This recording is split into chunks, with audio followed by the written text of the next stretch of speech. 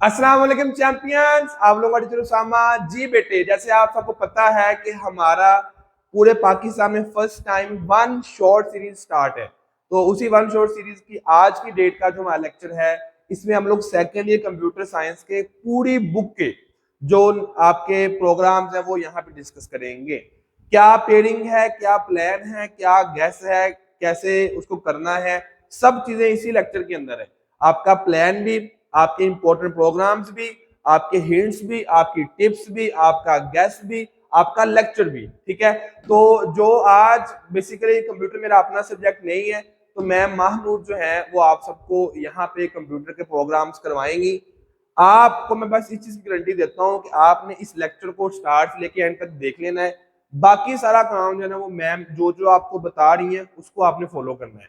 100% guarantee के साथ। आपके जो कंप्यूटर साइंस का ये प्रोग्रामिंग वाला प्रॉब्लम है ना, जो कि सर जी कौन से प्रोग्राम करने हैं, शॉर्ट के कौन से करने हैं, लॉन्ग के कैसे आते हैं, किस तरह के आते हैं, कितने टाइप्स के होते हैं, पेयरिंग क्या है, कितने चैप्टर्स करने, बहुत बच्चों के इश्यूज होते हैं।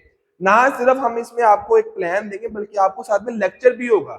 वन शॉट मीन सारा कुछ होगा। ठीक है, तो मैं महानूर जो है वो आपको लेक्चर देंगी, सब बच्चों ने उसको फॉलो मस्ट करना है और मैम को अप्रिशिएट जरूर करना है। कमेंट बॉक्स में नीचे सब बच्चों ने कमेंट करना है कि आपको लेक्चर कैसा लगा है, मैम के पढ़ाने का आपको मेथड कैसा लगा है, आपको समझ आई है या नहीं आई। सब बच्चों ने अप्रिशिएट उनको जरूर करना है, वीडियो को लाइक भी करना है और शेयर भी करना। आपको पता नहीं कितनी एफर्ट के साथ ये सब कुछ रेडी होता है।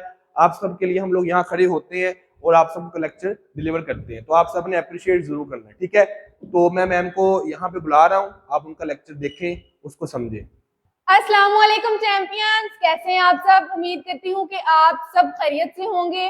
माई सेल्फ महानूर और मैं आज आप लोगों को कंप्यूटर के प्रोग्राम्स करवाऊंगी और कंप्यूटर के प्रोग्राम्स आपको इस तरीके से करवाऊंगी कि किसी ने भी आज तक वैसे नहीं करवाए होंगे। ठीक है, जब आप लोग लेक्चर लोगे ना तो आप कहोगे मैम प्रोग्रामिंग तो बहुत ज्यादा ईजी है, हम एम डरते थे, एम जो है वो हम इतनी ज्यादा मुश्किल हो रही थी हमें, लेकिन ये तो बहुत ज्यादा ईजी करवा दिया मैम ने। ठीक है, तो आप सब ने इस लेक्चर को फर्स्ट से लेके एंड तक लाजमी देखना है। ठीक है, स्टार्ट से लेके एंड तक, ताकि आप लोगों को प्रोग्रामिंग की ए टू जी कंप्लीट हर चीज जो है आपकी फिंगर टिप्स पे आ जाए। ठीक है, तो सबसे पहले तो आप लोगों ने बिल्कुल भी टेंशन नहीं लेनी, क्योंकि प्रोग्रामिंग कोई रॉकेट साइंस तो है नहीं। ठीक है, इंतहाई इजी है और जब मैं महानूर करवाएंगे फिर और भी ज्यादा इजी हो जाएगी। तो बेसिकली आप लोगों के साथ ना मैं कुछ चीजें शेयर करूंगी। सबसे पहले तो वो ये है कि आप लोगों के पास क्वेश्चन नंबर 7 यानी प्रोग्रामिंग का जो पार्ट आता है उसमें से सबसे पहले तो आपके पास थ्योरी आती है। सबसे पहले क्या आती है? थ्योरी आती है, जो कि आप लोगों के चैप्टर नंबर 8 या फिर 9 में से आती है। चैप्टर नंबर 8 में से आएगी या फिर 9 में से आएगी, दोनों में से किसी एक में से आ जाएगी भाई थ्योरी। वो तो आप लोग कर लोगे, आसान है। ठीक है, उसमें कोई जो है वो मुश्किल नहीं है। उसके बाद वाला जो क्वेश्चन होता है ना, उसमें आते हैं 2 प्रोग्राम। ठीक है, उसमें क्या आते हैं आपके 2 प्रोग्राम, और इनमें से एक प्रोग्राम ऐसा होता है जो कि चैप्टर नंबर 11 में से आता है। एक प्रोग्राम आपका आना है चैप्टर नंबर 11 में से, और दूसरा आपका जो प्रोग्राम आना है वो आना है चैप्टर नंबर 12 में से। यानी कि आपके चैप्टर नंबर 11 में से भी प्रोग्राम आना है और चैप्टर नंबर 12 में से भी आना है। ठीक है, हर साल शुरू से लेकर आखिर तक ऐसा ही होता है और अब भी ऐसा ही होना है, इस साल भी ऐसा ही होना है। एक प्रोग्राम 11 वाले चैप्टर में से आएगा, एक प्रोग्राम आपका आएगा भाई 12 चैप्टर में से। ठीक है, लेकिन हमने कौन से करने हैं? हमने 11 वाले चैप्टर के प्रोग्राम्स करने हैं। वो क्यों करने हैं? उसकी भी एक रीजन है। उसकी रीजन ये है कि एक तो वो बहुत ज्यादा जो है वो इजी है। चैप्टर नंबर 12 की बात करें तो वो बहुत ज्यादा कॉम्प्लेक्स हो जाते हैं जब फॉर लूप आ जाती है उसमें। ठीक है, तो हमने जो है वो इजीली इसको करना है ताकि हमें समझ भी आए, हमारा जो है वो एग्जाम भी क्लियर हो जाए। क्योंकि वन शॉट सीरीज तो हमने एग्जाम प्रिपरेशन के लिए बनाई है ना, तो हम आपको एग्जाम के रिलेटेड जो है ना वो गाइड करेंगे। ठीक है, तो हमने करने हैं 11 चैप्टर के प्रोग्राम। तो फर्स्ट ऑफ ऑल प्रोग्राम करने से पहले मैं आप लोगों को ये बताऊंगी कि प्रोग्राम बेसिकली होता क्या है या इसके कितने पार्ट्स होते हैं। जब हम प्रोग्राम लिख रहे होते हैं तो उसमें कौन कौन सी चीजें हमने एड अप करनी होती हैं, किस चीज से हमारे मार्क्स की कटिंग होती है, ऐसी कौन सी चीज है जो हम ऐड कर दें तो हमारे प्रोग्राम की एफिशिएंसी ज्यादा हो जाती है या एग्जामिनर के ऊपर जो है वो अच्छा इंप्रेशन पड़ता है। पेपर चेकर जो है वो आपका बिल्कुल करेक्ट करके पूरे पूरे आपको नंबर दे देता है। ठीक है, तो फर्स्ट ऑफ ऑल हम लोग अगर देखिए तो बेसिकली प्रोग्राम होता क्या है, तो प्रोग्राम जो है हमारे पास वो सेट ऑफ इंस्ट्रक्शन होता है। क्या होता है? सेट ऑफ इंस्ट्रक्शन होता है जो कि हम कंप्यूटर को देते हैं और कंप्यूटर उसको सोल्व करके हमारे पास एक यूजफुल रिजल्ट बना देता है, हमें उसकी आउटपुट देता है। तो बेसिकली जो कंप्यूटर का मॉडल है ना वो है ये कि हमने उसको इनपुट देनी है, उसने उसको प्रोसेस करके यूजफुल इंफॉर्मेशन में चेंज कर देना है, आउटपुट बनाना है और हमारे साथ उसको शेयर कर देना है। ठीक है, फिर हमारी मर्जी, हम उसको जहां मर्जी स्टोर कर लें। क्लियर है? अब देखें जरा, प्रोग्राम जो होता है ना बेसिकली उसके 3 पार्ट्स होते हैं। कितने पार्ट्स होते हैं? 3 पार्ट्स होते हैं। और वो कौन कौन से होते हैं? सबसे पहले तो हमारे पास होता है भाई pre processor directive. Pre processor directive होता है। ठीक है, अब इस प्री प्रोसेसर डायरेक्टिव का और भी एक नाम है, और वो क्या नाम है? उसको हम कह देते हैं हेडर फाइल। क्या कह देते हैं? Header file. अब इसको हेडर फाइल हम क्यों कहते हैं? वो इसलिए कहते हैं क्योंकि प्रोग्राम के टॉप पे लिखी जाती हैं। ठीक है, इसलिए मतलब उसका हेड है प्रोग्राम का। अब जरा देखें, इसको हम एक और भी नाम देते हैं, लाइब्रेरी फाइल। ठीक है, लाइब्रेरी फाइल्स इसका भी नाम देते हैं। तो आप लोगों के पास ये कंप्यूटर में एमसीक्यूज भी आ सकता है। ठीक है, कि हम प्री प्रोसेसर डायरेक्टिव का और कौन सा नाम है? हेडर फाइल है, या फिर इस तरह से आ सकता है कि preprocessor is known as library files. बात समझ आ रही है? अब जरा देखें, उसके बाद हमारे पास सेकंड वाला पार्ट होता है भाई मेन फंक्शन। मेन फंक्शन होता है हमारे पास। अब थर्ड वाला जो है वो हमारे पास प्रोग्राम की बॉडी आ जाती है। क्या आती है? प्रोग्राम की बॉडी। ये 3 मेन पार्ट्स होते हैं प्रोग्राम के। जब भी आप लोग प्रोग्राम लिख रहे हो तो आप लोगों ने ये इंश्योर कर लेना है कि आपने जो प्रोग्राम लिखा है उसमें ये तीनों पार्ट्स मौजूद हों, प्री प्रोसेसर डायरेक्टिव्स भी, मेन फंक्शन भी और प्रोग्राम बॉडी भी। अब हम जरा पहले को डिस्कस करते हैं कि जो हमारे पास प्री प्रोसेसर डायरेक्टिव होता है ये होता क्या है। ये हमारे पास 2 फाइल्स होती हैं जिसको हम इस तरह से लिखते हैं हैश इंक्लूड। ठीक है, उसके बाद एंगल्ड ब्रैकेट में हम लोग लिखते हैं stdio.h। इस तरह से हम इसको लिखते हैं। ठीक है, अब जरा मेरी बात ध्यान से सुनिएगा। ये जो हमारे पास फाइल है ना, ये वाली फाइल, इसका क्या मतलब है? इसका मतलब होता है कि हमारे पास स्टैंडर्ड इनपुट एंड आउटपुट। क्या मकसद है इसका? Standard input and output. इसकी एब्रिविएशन भी यही है, standard input and output. STD मतलब standard, I for input, O for output. बात समझ आ गई है? अब जरा मेरी बात गौर से सुने, जब तक आप लोग ये वाली फाइल अपने प्रोग्राम में इंक्लूड नहीं करवाते तब तक आपका जो प्रोग्राम है वो रन ही नहीं करेगा, उसमें एरर्स आएंगे, रन ही नहीं करेगा, वो कंपाइल भी नहीं होगा। ठीक है, टर्बो C++, चाहे आप दुनिया के जिस मर्जी सॉफ्टवेयर पे उसको रन कर लें, आपका प्रोग्राम नहीं रन करेगा क्योंकि आपने ये वाली हेडर फाइल को इंक्लूड नहीं किया हुआ। ठीक है, तो जब भी आपने अपना प्रोग्राम लिखना है, कोई भी प्रोग्राम लिख रहे हो, आपने ये वाली फाइल लाजमी लिखनी है। ठीक है, उसके बाद नंबर 2 वाली हमारे पास फाइल होती है हैश इंक्लूड conio.h। conio.h। अब इस फाइल का क्या मकसद है? अब ये जो हमारे पास C है, CON, एसटीडी का क्या मतलब था? स्टैंडर्ड। अब ये जो CON यहाँ पे लिखा है इसका मतलब है कंसोल, I फॉर इनपुट और O फॉर आउटपुट। तो इसका क्या मतलब है? हमारे पास कंसोल इनपुट एंड आउटपुट। अब मेरी बात सुनिएगा, जब हमारे पास प्रोग्राम का रिजल्ट आता है, यूं कह लो कि उसकी आउटपुट हमें स्क्रीन पे शो हो रही होती है, तो क्या होता है? वो एकदम से ब्लिंक होके ऑफ हो जाती है। एकदम से हमें शो होगी, फिर ब्लिंक कर जाएगी, ऑफ हो जाएगी वो। अब उसको कुछ देर ठहराने के लिए, ताकि वो हमारे पास स्क्रीन जो है वो कुछ टाइम के लिए ठहर जाए, उसके लिए हम लोग क्या करते हैं? उसके लिए हम लोग अपने प्रोग्राम के लास्ट में जो है वो ये वाली फाइल को इंक्लूड करवाते हैं, ये वाला फंक्शन लिखते हैं, गेट कैरेक्टर, ये वाला फंक्शन लिखते हैं। अब ये वाला फंक्शन लिखने के लिए हमें ये वाली फाइल को लिखना बहुत जरूरी होता है। इसका मकसद ये है, बात करने का मकसद ये है कि अगर आप अपने प्रोग्राम में ये वाली फाइल लिख रहे हो, कौन सी वाली? ये हैश इंक्लूड conio.h, तो आपने ये गेट कैरेक्टर भी लाजमी लिखना है। क्लियर है? और अगर आप लोग गेट कैरेक्टर लिख रहे हो तो आपने ये वाला भी लाजमी लिखना है। बहुत सारे स्टूडेंट्स ऐसी गलती करते हैं कि वो सिर्फ और सिर्फ ये एक फाइल लिख देते हैं और यहाँ नीचे गेट कैरेक्टर लिख देते हैं और conio.h वाली फाइल लिखते ही नहीं है, तो उनका प्रोग्राम क्या हो जाता है? गलत हो जाता है। बच्चे कहते हैं कि भाई हम तो बहुत अच्छा प्रोग्राम करके आए हैं, हमारा प्रोग्राम सारा सही है, लेकिन फिर भी मार्क्स हमारे कम है, हमारे प्रोग्राम में से नंबर कट गए हैं। वो क्यों कटे हैं? वो सारे के सारे हमारे इसलिए कट गए हैं क्योंकि हमने ये वाली फाइल नहीं लिखी होती। तो आपने कभी भी मिस नहीं करना। ये 3 चीजें आपने अपने प्रोग्राम में लाजमी लिखनी है। बात समझ आ रही है ना मेरी? कि ये तीनों चीजें आपने अपने प्रोग्राम में लाजमी लिखनी है। क्लियर है? अब जरा हम बात करते हैं भाई मेन फंक्शन की, कि मेन फंक्शन हमारे पास क्या होता है? मेन फंक्शन हम इसलिए यूज करते हैं कि अब हमारा जो मेन प्रोग्राम है ना वो शुरू होने वाला है।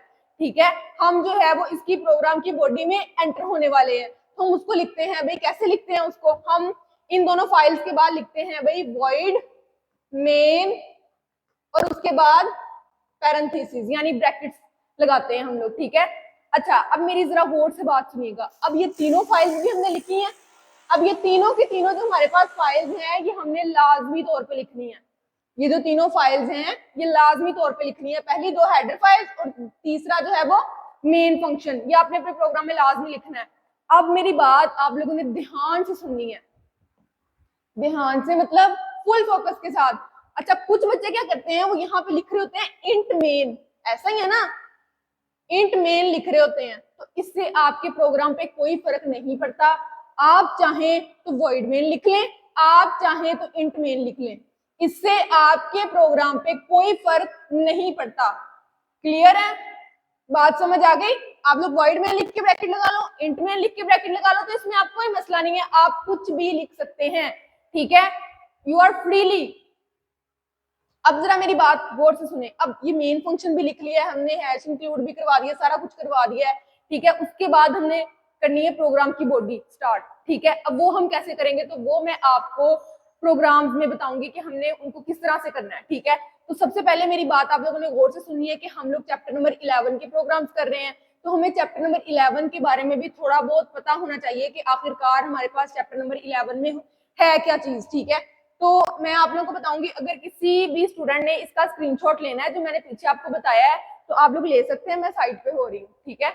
आप लोगों ने अगर इसका स्क्रीनशॉट लेना है तो आप लोग ले लें, बल्कि सारे बच्चे इसका स्क्रीनशॉट लें ताकि आपको अच्छे तरीके से जो है वो इसकी समझ आ जाए। चलें, ले लिया स्क्रीनशॉट आप लोगों ने। अब हम नेक्स्ट मूव करते हैं चैप्टर नंबर 11 पे। अब चैप्टर नंबर 11 जो है ना, बेसिकली वो हमारे पास क्या है, डिसीजन कंस्ट्रक्ट है, यानी इसमें हमने फैसले करने होते हैं। घर वाले तो भाई हमसे फैसला फुसला कोई करवाते नहीं है, उम्र हमारी कम है, ऐसे ही बच्चों, ठीक है, उम्र हमारी कम है और घर वाले जहाँ जब इंपॉर्टेंट फैसला करने लगते हैं वो हमें कहते हैं कि जाओ आप लोग बाहर चले जाओ, हमने कोई जरूरी बात करनी है, लेकिन आप लोग प्रोग्राम में फैसला करके अपना शौक पूरा कर सकते हैं, ठीक है।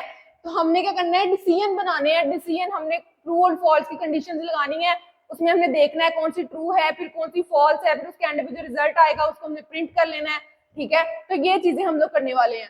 अब जरा मेरी बात सुने। अब ये जो कंट्रोल स्ट्रक्चर्स होते हैं, ये हमारे पास बेसिकली होते क्या है, ये कंट्रोल स्ट्रक्चर जो होते हैं ना, ये कंट्रोल्स करते हैं हमारे पूरे प्रोग्राम को, ठीक है। हमारे जो फ्लो होता है प्रोग्राम का उसको कंट्रोल करते हैं, एग्जीक्यूशन का जो फ्लो है मतलब उसको कंट्रोल करते हैं। और इसकी 3 टाइप्स होती है, कौन कौन सी होती है, फर्स्ट ऑफ ऑल सीक्वेंस होती है, फिर सिलेक्शन होती है और उसके बाद होती है रिपीटेशन।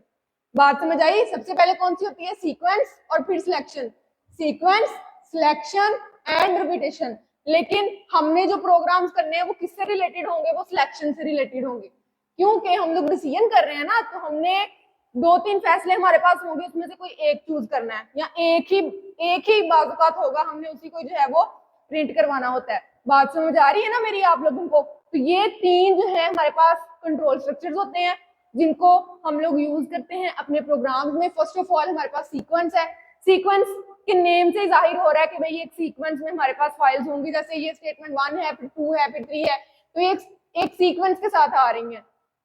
सिलेक्शन में क्या होगा कि हमारे पास 2 स्टेटमेंट होंगी, सबसे पहले हमारा कोड एंटर हुआ है, ठीक है, उसके बाद हमने लगाई है भाई कंडीशन लगा दी है।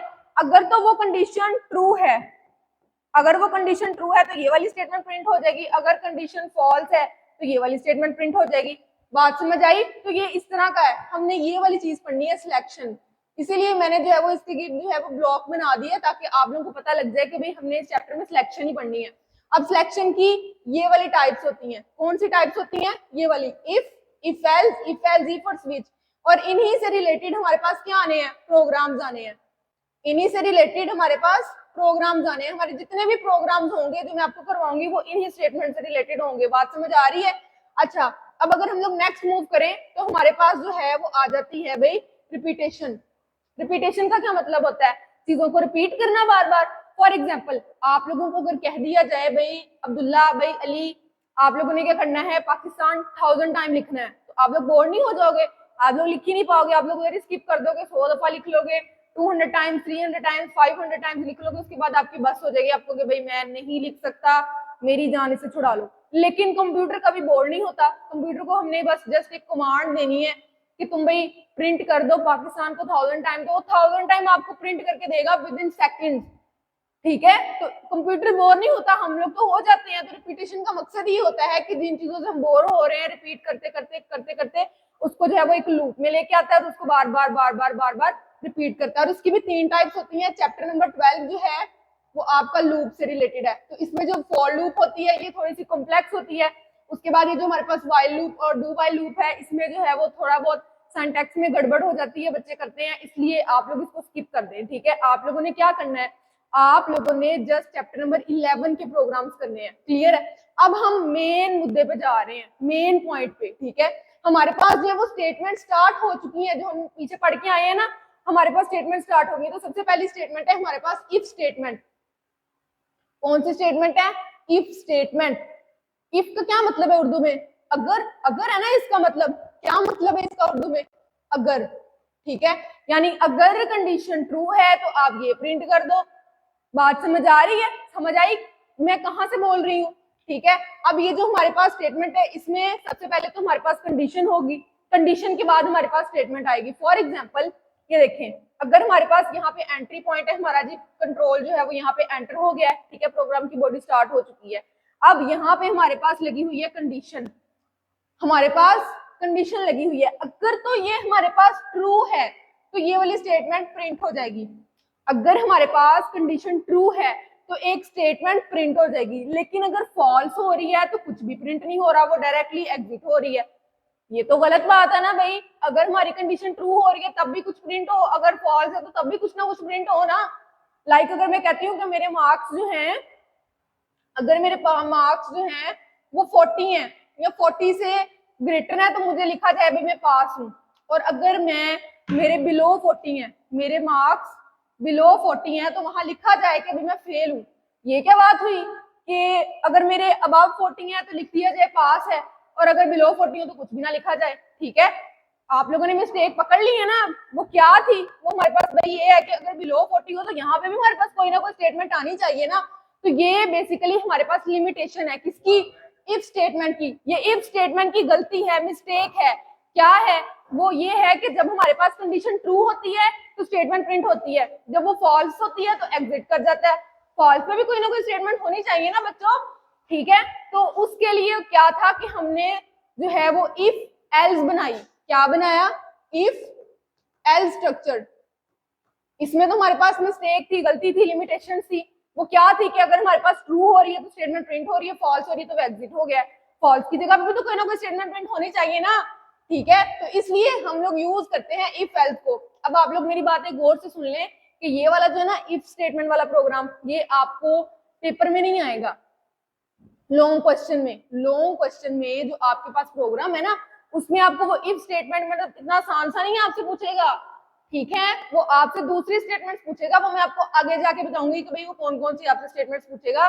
उसके लिए आपने लेक्चर के साथ बने रहना है, और आप लोगों ने मुझे कमेंट में लाजमी बताना है कि भाई आप लोगों को समझ आ रही है। ठीक है, मैं तो अपनी पूरी कोशिश कर रही हूँ कि आप लोगों को A to Z हर चीज क्लियर हो जाए।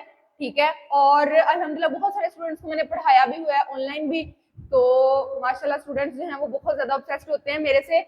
तो आप लोगों ने भी नीचे कमेंट करके मुझे जरूर बताना है। ठीक है, अब जरा देखें कि जो इफ स्टेटमेंट है उसमें तो हमारे पास एरर है, उसमें हमारे पास क्या है? लिमिटेशंस हैं, लेकिन हमारे पास नेक्स्ट वाली स्टेटमेंट में कोई लिमिटेशन नहीं है, हम उसको फॉलो कर लेते हैं। ठीक है, अब जरा मेरी बात सुने आप लोग। हमारे पास आ जाती है फिर इफ एल्स स्टेटमेंट। उसमें क्या होता है बेसिकली, हमारे पास ये लो एंटर हो गया पॉइंट, उसके बाद हमारे पास कंडीशन आ गई है। क्या आई है? कंडीशन। पॉइंट जैसे ही एंटर हुआ वैसे ही कंडीशन आ गई। उसके बाद अगर तो हमारी कंडीशन ट्रू हुई है तो ये वाली स्टेटमेंट प्रिंट हो गई, अगर फॉल्स हुई है तो हमारे पास ये वाली स्टेटमेंट प्रिंट हो गई। ये तो होती है ना बात कि भाई अगर ट्रू है तो ये प्रिंट हो जाए, अगर फॉल्स है तो वो फलाना चीज प्रिंट हो जाए। बात समझ आ रही है ना? तो आप लोगों ने भी इसको इसी तरह से करना है कि अगर ट्रू है तो कोई एक चीज प्रिंट हो जाए, अगर फॉल्स है तो दूसरी चीज प्रिंट हो जाए। क्लियर है? सिंपल सी बात है। तो ये हमारे पास किसका स्ट्रक्चर है? ये हमारे पास बेसिकली इफ एल्स स्टेटमेंट का स्ट्रक्चर है। ठीक है। उसका मॉडल क्या है भाई कि हमारे पास अगर कंडीशन ट्रू हो रही है तब भी कोई ना कोई चीज प्रिंट होगी, अगर हमारे पास कंडीशन फॉल्स हो रही है तब भी कोई ना कोई स्टेटमेंट हमारे पास जरूर प्रिंट होगी। क्लियर है? किसी किस्म का कोई डाउट नहीं होगा आप लोगों को? अगर हुआ भी तो आप लोग कमेंट बॉक्स में पूछ सकते हैं, मैं आप लोगों को पर्सनली रिप्लाई कर दूंगी। बात समझ आ रही है? ठीक है। तो इसमें बेसिकली हमारे पास क्या होगा, कंडीशन लगी है सेम एज इट इज, जैसे यहाँ पे हमने कंडीशन लगाई थी, कंडीशन लग गई है। उसके बाद अगर तो वो ट्रू है तो ये वाला केस प्रिंट होगा, अगर फॉल्स है तो वो ये वाला। इफ कंडीशन लग गई है, ब्लॉक ये वाला ट्रू है, ठीक है, एल्स आप ये वाला प्रिंट कर दो। ठीक है, एक गलत हो गया है तो आप लोग ये वाला प्रिंट कर दो। बात समझ आ रही, पॉइंट समझ आ रहा है आप लोगों को? अच्छा भाई, इससे रिलेटेड जो है ना वो हम लोग प्रोग्राम्स करते हैं, आप लोगों को और ज्यादा आसानी हो जाएगी। अब मेन चीज हमारे प्रोग्राम आ चुके हैं, और आप लोग अगर देखें कि आपने प्रोग्राम में सबसे पहली चीज करनी क्या है, सबसे पहली चीज हमने ये करनी है कि हमने अपनी स्टेटमेंट को रीड करना है। क्या करना है? रीड करना है, जल्दबाजी नहीं करनी। खुला टाइम है आप लोगों के पास पेपर में, ठीक है, आप लोगों ने अपनी स्टेटमेंट को रीड आउट करना है कि उसमें लिखा क्या क्या है। ठीक है, अब देखें हमारे पास लिखा गया राइट अ प्रोग्राम। हमने क्या करना है, एक प्रोग्राम लिखना है that takes a number as input, जो कि एक नंबर लेगा इनपुट के तौर पे। एक नंबर हम अज्यूम कर लेते हैं कि वो एक नंबर हमारे पास 7 है, हमारे पास वो एक नंबर क्या है, वो 7 है, हमने अज्यूम कर लिया। एंड डिटरमाइंस, और आपने डिटरमाइन करना है कि वो आपका जो नंबर है वो इवन है या फिर ओड है।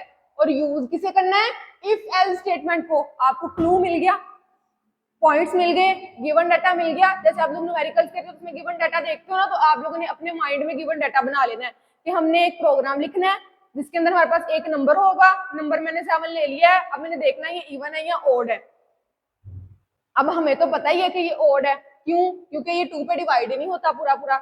जो चीज 2 पे डिवाइड हो रही है उसको हम लोग इवन कह देते हैं, जो नंबर 2 पे डिवाइड नहीं होता हम उसको ओड कह देते हैं। ठीक है, अब जरा देखें, अब जरा गौर से देखें कि अगर हमारे पास ये जो 7 है, ये क्यों हमें 7 यहाँ पे नजर आएगा, ये 7 हमारे पास सबसे पहले तो ये ओड नंबर है, ये तो आप लोगों को क्लियर है। लेकिन प्रोग्रामिंग से हमें कैसे पता चलेगा अगर ये नंबर 2 पे डिवाइड होता है? लाइक अगर हम इसको 2 पे डिवाइड करें तो हमारे पास आता है 2 3 6, पीछे एक जो है वो रिमाइंडर बच जाता है, 1 रिमाइंडर इसमें बच जाता है। तो जिसमें 1 आ जाए रिमाइंडर, इसका मतलब क्या है, इसका मतलब ये है कि ये ओड नंबर है। क्लियर है? अब जरा देखें, मैंने सबसे पहले वो वाली 2 फाइल्स लिखी थी, मैंने आपको बताई थी, उसके बाद मैंने अपना मेन फंक्शन लिखा है, उसके बाद मैंने अपने नंबर को डिक्लेयर करवाया है।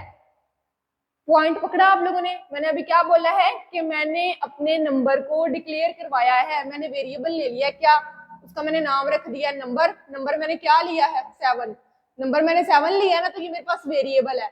अब ये क्या है मेरे पास, इंटीजर है ना, तो मैं इसके साथ लिख दूंगी इंट, इंट नंबर। उसके बाद मैंने क्या लगा दिया है, लो जी ये सेमीकोलन लगा दिया है। इस सेमीकोलन को हम प्रोग्रामिंग लैंग्वेज में क्या कहते हैं, टर्मिनेटर।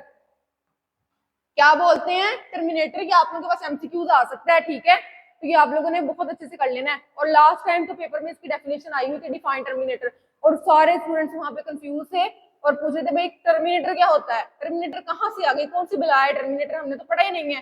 ठीक है, तो बेसिकली छोटी छोटी चीजें होती हैं जो आप लोगों ने अपने माइंड में रखनी होती हैं। ये देखो, ये जो यहाँ पे सेमीकोलन लगा हुआ है इसको हम क्या कह देते हैं भाई, ये टर्मिनेटर है। ठीक है, अच्छा जी, अब ये जो ब्रैकेट लगी हुई है यहाँ पे, इसको हम वैसे तो कर्ली ब्रैकेट कहते हैं, ऐसा ही है ना, कर्ली ब्रेसेस बोल देते हैं, कर्ली ब्रैकेट बोल देते हैं, या कर्व ब्रैकेट बोल देते हैं, कर्व ब्रेसेस बोल देते हैं, लेकिन असल में इसका नाम होता है डेलीमीटर्स। क्या नाम होता है इसका, डेलीमीटर्स। और बच्चों ये भी लास्ट टाइम पेपर में गुजरांवाला बोर्ड में आई थिंक सो, या फिर रावलपिंडी बोर्ड में ये वाला क्वेश्चन आया हुआ था कि डिफाइन डेलीमीटर्स। और स्टूडेंट्स इतना कंफ्यूज कि डेलीमीटर क्या होता है, डेलीमीटर का तुम्हें पता ही नहीं है। तो ये क्लूज भी मैं आपको साथ साथ दे रही हूँ, प्रोग्रामिंग तो करवा ही रही हूँ, मेरा मकसद प्रोग्रामिंग करवाना है, लेकिन मैं ये चाहती हूँ कि मैं जितना नॉलेज आप लोगों को दे सकती हूँ मैं उतना नॉलेज आपको दूं, आप लोग फायदा हासिल करो। अब ये आप पे डिपेंड करता है कि आप मेरा नॉलेज किस तरह से यूटिलाइज करते हो। ठीक है, अब जरा देखें, ब्रैकेट हमारे पास क्या है, इसको डेलीमीटर क्या दिया, स्टेटमेंट के लास्ट में टर्मिनेटर आ गया। आपको पता है हमने अपने स्टेटमेंट में जो है प्रोग्राम में प्रिंट एफ की स्टेटमेंट लगानी है, तो प्रिंट एफ का मतलब होता है कि इसके अंदर जो भी चीज होगी ना वो हमारे पास प्रिंट होगी। प्रिंट एफ के ब्रैकेट्स के अंदर जो भी चीज होगी ना वो हमारे पास प्रिंट होनी है। ये प्रिंट लिखा नजर आ रहा है ना, प्रिंट, इसका मतलब ये है कि इस ब्रैकेट के अंदर जो भी चीज आनी है वही स्क्रीन पे प्रिंट होनी है। ठीक है, अब इस ब्रैकेट के अंदर क्या लिखा हुआ है, एंटर आ नंबर, एंटर आ नंबर। इसका मतलब ये है कि ये हमारे पास क्या होगा, ये स्क्रीन पे शो हो जाएगा एक साइड पे, क्या, एंटर आ नंबर। ठीक है, उसके बाद हमने वहां पे अपना नंबर एंटर करना है, वो नंबर क्या होगा वो हमने ले लिया हुआ है भाई पहले से ही 7। ठीक है, उसके बाद हमने स्कैन एफ को यूज करना है। अब जरा बात गौर से सुनिएगा, बहुत सारे स्टूडेंट्स को कंफ्यूजन होती है कि हम स्कैन एफ क्यों यूज करते हैं, या उनको यूज ही नहीं करनी आती होती, लिखना ही नहीं आ रहा होता कि हमने स्कैन एफ के अंदर लिखना क्या है। स्कैन एफ आप लोगों ने अपने माइंड में रखना है, हम तब यूज करते हैं जब हमने यूजर से इनपुट लेनी हो। स्कैन एफ तब यूज करनी है जब हमने इनपुट किससे लेनी है, यूजर से। यहाँ पे हमें कोई वैल्यू दी गई है स्टेटमेंट में, नहीं दी गई ना, इसका मतलब हमने खुद से अज्यूम करनी है। तो जब हमने कोई भी चीज खुद से अज्यूम करनी है तो हमने यूज करना है स्कैन एफ। अच्छा, तो हमने जो है बेसिकली स्कैन एफ तब यूज करना है जब हमने खुद से कोई चीज अज्यूम करनी है, हमने खुद से जो है वो कोई चीज लिखनी है। लाइक मैं यहाँ पे नंबर अब खुद से लूंगी ना, मुझे तो स्टेटमेंट वालों ने नंबर ही नहीं दिया। ठीक है, स्टेटमेंट में मुझे नंबर लिखा ही नहीं हुआ, इसलिए मैंने अपनी मर्जी से जो नंबर मेरे माइंड में आ रहा है मैंने वो ले लेना है। तो मैंने 7 लिया है, तो मैं लिखूंगी स्कैन एफ %d और एंड ये वाला साइन डाल के उसके बाद नंबर। क्लियर है, मैं कैसे लिखूंगी, सबसे पहले मैं डालूंगी जी %d। अब आप लोग पूछोगे मैम %d क्यों यूज करते हैं, तो बच्चे जब आप लोगों ने इंटीजर वैल्यू लेनी है तो आप स्कैन एफ में यूज करोगे %d। जब आप लोगों ने कोई फ्लोटिंग पॉइंट वाली यानी पॉइंट वाली वैल्यू लेनी है तो उसके लिए आप लोग यूज करोगे %f। अगर आप लोगों ने कोई करैक्टर लेना है तो उसके लिए आप लोग यूज करोगे %c। ठीक है, तो हमने भाई स्कैन एफ से अपने नंबर की वैल्यू ले ली है और वो क्या है, 7 है। सबसे पहले %d लिखना है, उसके बाद जो चीज आपने लेनी हो उसको लिखना है एंड के साथ, एंड वाला साइन डाल के उसके साथ वो लिख देना है। ठीक है, अच्छा, उसके बाद कंडीशन मैंने लगा दी है कि अगर तो नंबर डिविजिबल बाय 2 है और उसका रिमाइंडर 0 आता है, अगर मैं इसका मॉड्यूलस लूं, मॉड्यूलस कहते हैं ये परसेंटेज का जो साइन होता है, इसका मतलब ये नहीं होता कि हम परसेंटेज फाइंड कर रहे हैं, इसका मतलब होता है मॉड्यूलस फाइंड करते हैं। मॉड्यूलस किसको कहते हैं, ये जो हमारे पास रिमाइंडर होता है ना, इसको हम लोग क्या कह देते हैं, मॉड्यूलस कह देते हैं। तो उन्होंने कहा है कि अगर नंबर को डिवाइड करें 2 से तो उसका मॉड्यूलस जो है वो अगर तो 0 आए, अगर 0 आए, अब इसका तो 0 आया ही नहीं है, अगर 0 आए तो इवन है, अगर ना आए 0 तो फिर ओड है। बात समझ आई। अब यहाँ पे अगर हम लोग देखें तो हमारे पास क्या आ रहा है, 1 आ रहा है, 1 आ रहा है, इसका मतलब है हमारी ये वाली स्टेटमेंट ट्रू है, ये वाली ट्रू है। ठीक है, हमारे पास ये फॉल्स हो गई है तो हम इस पे आए और ये वाली प्रिंट कर दी है। हमारे पास लिखा आ जाएगा सबसे पहले स्क्रीन पे एंटर अ नंबर, हम 7 एंटर करेंगे, उसके बाद लिखा आ जाएगा, क्या लिखा आएगा, %d यानी नंबर इज ओड। क्या लिखा आ जाएगा, 7 इज ओड।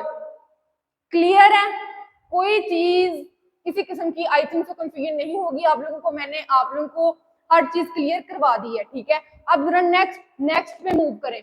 नेक्स्ट क्या है, हमने फाइंड करना है क्या, राइट अ प्रोग्राम, एक प्रोग्राम राइट करना है जिसमें हमने नंबर लेना है as input same as it is and determines whether number is equal or not. पहली चीज तो ये थी कि हमने इवन और ऑड में से फाइंड करना था कि भाई इवन है या ऑड है। अब हमारे पास स्टेटमेंट वही है लेकिन हमने ये फाइंड करना है कि नंबर हमारे पास इक्वल है या फिर अनइक्वल है। ठीक है, तो उसके लिए सबसे पहले ये चीज तो हमारे पास सेम ही रहेगी। ठीक है, सेम रहेगी। अब यहाँ पे मैंने 2 नंबर ले लिए हैं, जाहिर सी बात है ना, मैंने 2 नंबर ही लेने हैं ना, ताकि मुझे पता चल जाएगा कि भाई दोनों एक दूसरे के इक्वल है या नहीं, एक नंबर से तो मेरा गुजारा ही नहीं होगा। तो मैंने यहाँ पे 2 नंबर ले लिए हैं, इंट नंबर 1 और नंबर 2 भी ले लिया है। अब मैंने उन नंबर्स को प्रिंट भी करवा लिया। फॉर एग्जांपल मैं लेती हूँ 3 एक नंबर और दूसरा भी मैं 3 ही ले लेती हूँ। चलो ठीक है, प्रिंट एफ एंटर 2 नंबर्स, एक मैंने 3 और ये ले लिया 3। स्कैन एफ से मैंने ली है वैल्यू, स्कैन एफ से मैंने %d। अब मेरे पास ये 2 नंबर ले रही हूँ ना मैं, तो मैंने %d भी कितनी दफा लगाना है, 2 दफा, %d फिर and number 1 and number 2।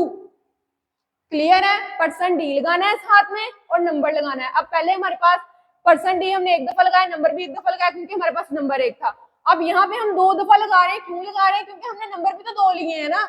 Number हमने 2 लिए, मतलब परसेंट डी भी डबल हो गया और हमारे पास वेरिएबल भी जो है वो डबल हो गया। ठीक है, उसके बाद हमने क्या लगाई है, कंडीशन। क्या लगा दी है, कंडीशन। कंडीशन हमने क्या लगाई है कि if number 1 is exactly equal to number 2। अब बहुत बहुत बड़ी गलती जो स्टूडेंट्स करते हैं ना, बहुत बड़ी गलती, मैं आपको वो बताने लगी हूँ। वो क्या करते हैं, यहाँ पे सिर्फ एक ही इक्वल लगाते हैं। वो कह देते हैं जी number 1 is equal to number 2, जबकि ये रोंग है। रोंग है। जब आप लोग प्रोग्रामिंग में किसी चीज को एग्जैक्टली इक्वल रखना चाह रहे हो, कि मतलब उसमें एक छोटे से पॉइंट का भी डिफरेंस ना हो, तो उसके अंदर हम लोग क्या करते हैं, ये 2 दफा इक्वल लगाते हैं। तो आपने भी 2 दफा ही इक्वल लगाना है। यहाँ पे बात समझ आ रही है, 2 दफा इक्वल लगाना है। If number 1 equal to number 2, इसको हम लोग क्या कर देते हैं, कंपाउंड असाइनमेंट। इसको हम क्या कहते हैं, कंपाउंड असाइनमेंट। इसको क्या कहते हैं हम प्रोग्रामिंग में, इक्वल नहीं कहते, इसको हम कहते हैं असाइनमेंट, असाइनमेंट ऑपरेटर। ठीक है, और इसको हमने कह देना है कंपाउंड असाइनमेंट, यानी 2 है इसमें। ठीक है, हमने अगर तो ये हमारे पास नंबर दोनों इक्वल है तो हमने कह देना है भाई print f the numbers are equal, number equal होंगे। अदरवाइज हमने क्या करना है, नंबर्स आर नॉट इक्वल। अब ये नंबर्स तो हमारे पास इक्वल है, हमने यहाँ पे लिख सकते हैं ना कि the numbers are equal, the numbers are equal. अब आप लोग पूछोगे कि मैम ये हमारे पास यहाँ पे /n यूज हो रहा है, ये हमारे पास क्या है, ठीक है, ये हमारे पास क्या है, हम इसको क्यों लगा रहे हैं। तो मेरा बच्चा मेरी बात सुनो, जब आप लोग ये /n लगा रहे हो ना, इसका मतलब होता है एस्केप सीक्वेंस। देखो जब आप लोग अपना जो है कहीं जा रहे हो या सुबह उठते हो तो मुंह हाथ धोते हो अच्छे तरीके से, ठीक है, आप लोग जो है वो अपना सर कंघी करते हो, अपने आप को प्यारा बच्चा बना लेते हो, ऐसे ही है ना।